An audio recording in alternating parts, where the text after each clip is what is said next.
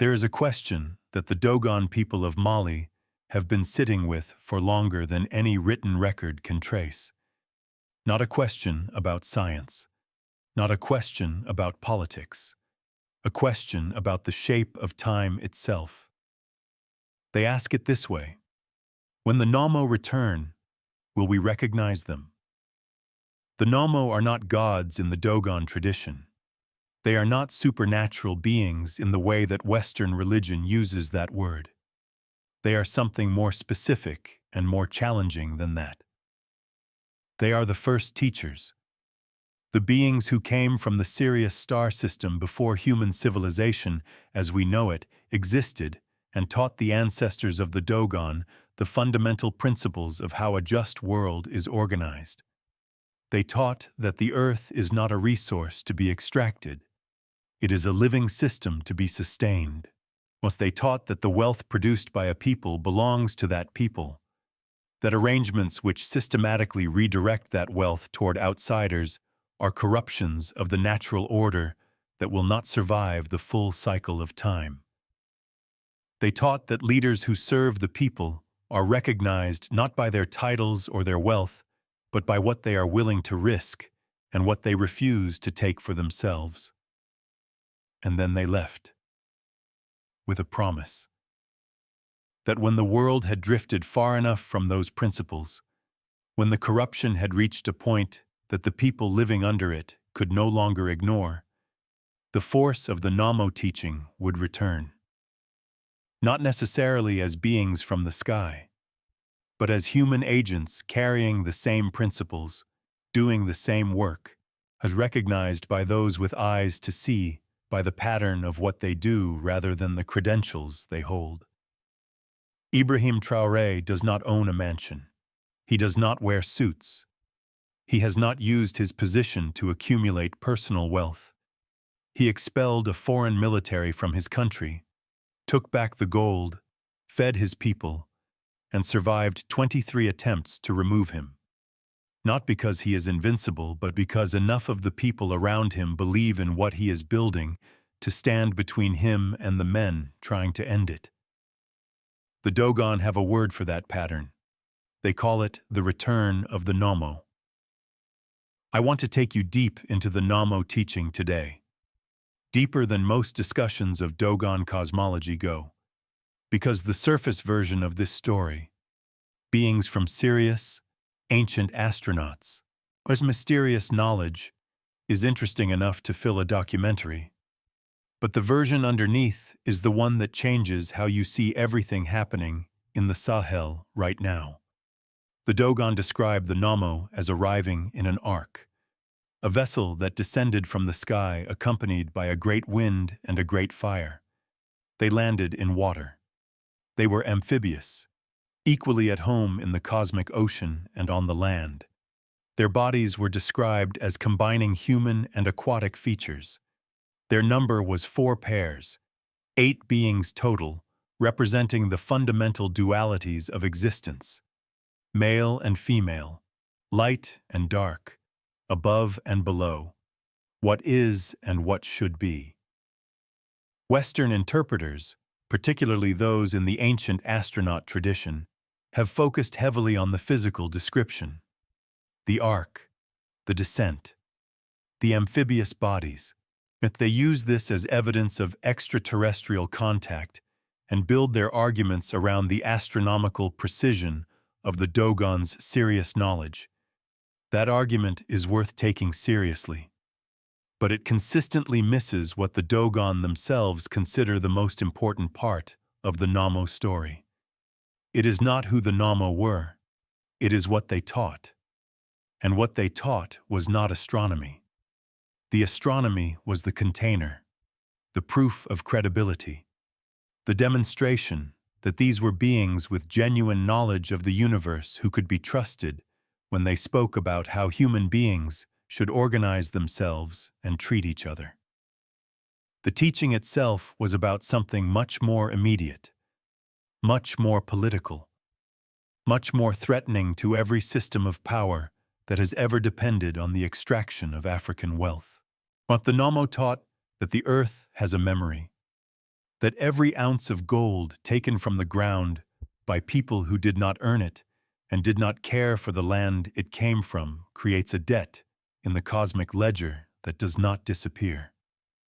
That the renovation of the world, the moment when corrupted arrangements are stripped away and rightful ones restored, is not a spiritual abstraction. It is a material process. It happens in the physical world, through the actions of physical people, and it looks like the return of what was taken.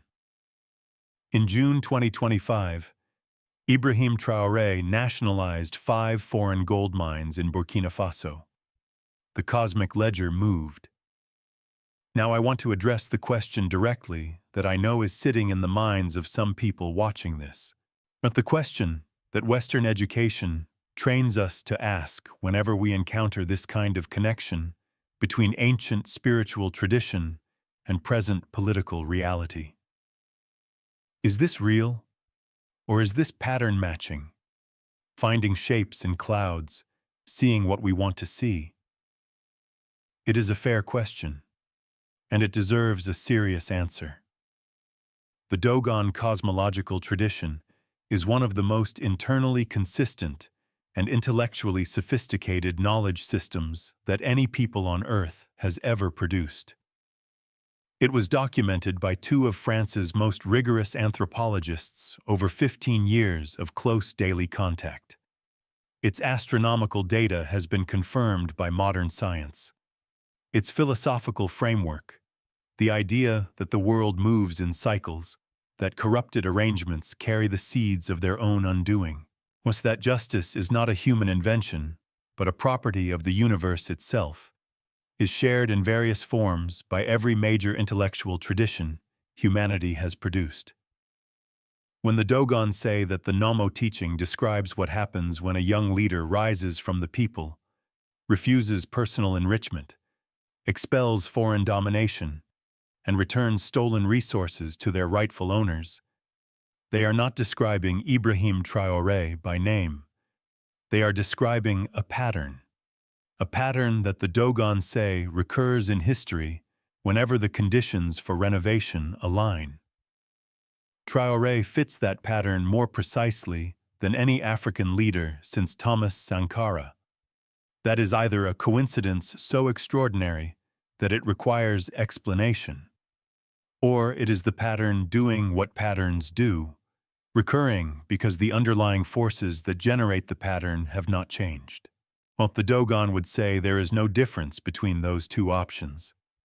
A coincidence this precise is the pattern recognizing itself. Let me tell you about the 8 Nommo and why their number matters for what is happening in the Sahel right now. The Dogon describe 8 primordial Nommo beings, 4 pairs of twins. In Dogon cosmology, the number 8 represents completion, the full expression of the cosmic order. The moment when everything that is supposed to be present is present. But the 8 were not always unified. In the original Dogon account, one of the 8, called Ogo, broke from the group before the teaching was complete.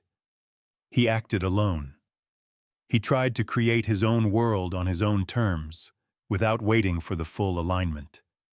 And in doing so, had he introduced disorder into the cosmos, the fundamental disruption that the renovation of the world is always working to repair. The story of Ogo is the story of every colonial and extractive system in human history. The one who breaks from the covenant, who takes what is not yet his to take, who creates disorder in the name of individual advantage and leaves the rest of creation to manage the consequences.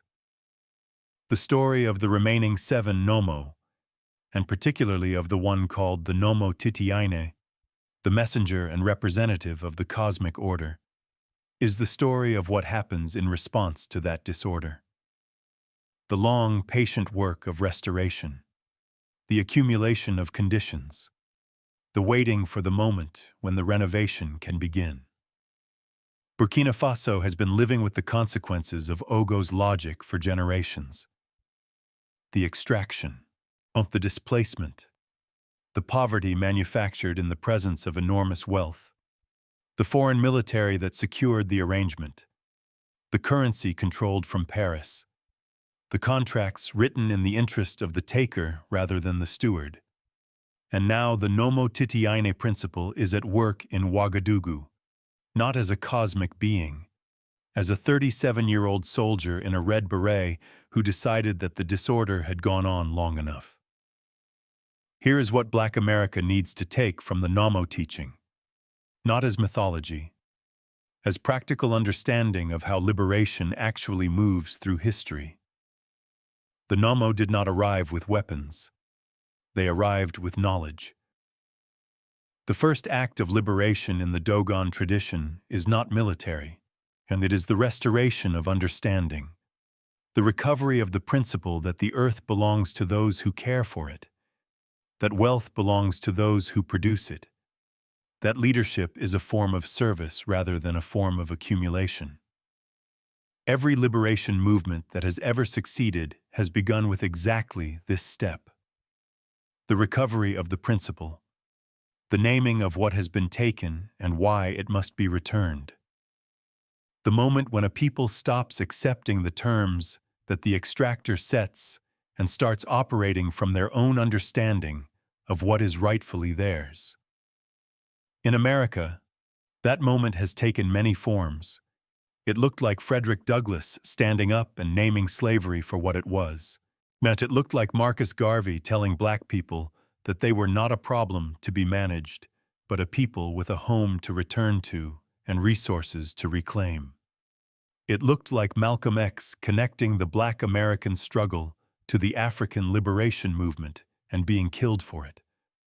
In Burkina Faso right now, it looks like Ibrahim Traoré standing at a podium and announcing that the gold mines are Burkinabe, the food is Burkinabe, the army is Burkinabe, and the future is Burkinabe, and meaning every word of it in the most material sense possible.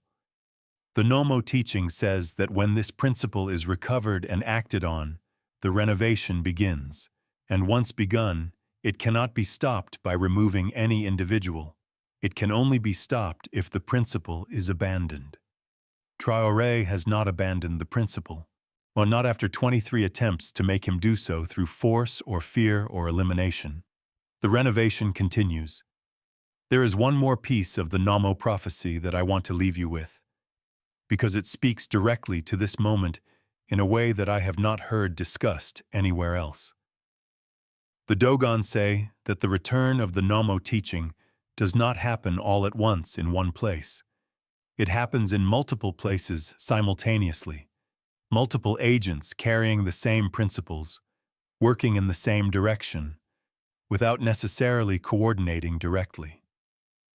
The renovation is too large for any single person or any single nation. It requires what the Dogon call the alignment of the twins, the moment when the paired forces that the 8 Nommo represent are all moving in the same direction at the same time. Look at the Sahel right now. How Traoré in Burkina Faso, Goïta in Mali, the military government in Niger, 3 countries, 3 leaders, all making the same break from the same system at the same time, all facing the same external pressure, all holding. The alliance of Sahel states.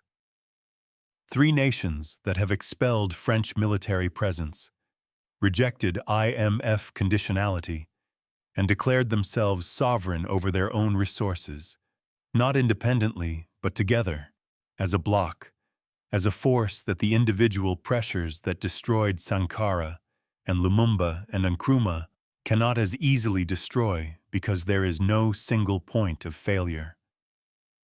The alignment of the twins. The Dogon have been teaching this pattern for 1,000 years. They described it in cosmic terms because they understood that what they were describing was larger than any particular historical moment, was larger than any particular leader or nation or century. They described the moment when the disorder introduced by Ogo begins to be repaired, when the cosmic ledger starts to balance, when the beings who came from Sirius to teach the principles of a just world See those principles finally being enacted on the soil where they first taught them. Burkina Faso, Mali, Niger. 500 miles from the cliffs where the Dogon have kept this knowledge alive for 1,000 years. Ibrahim Traoré is 37 years old. The twins are aligning. Subscribe. Because V4 of this series goes into something that will make everything you just heard lock into place. The Dogon star map has a specific symbol, and it points to this exact moment in history. You will not want to miss it.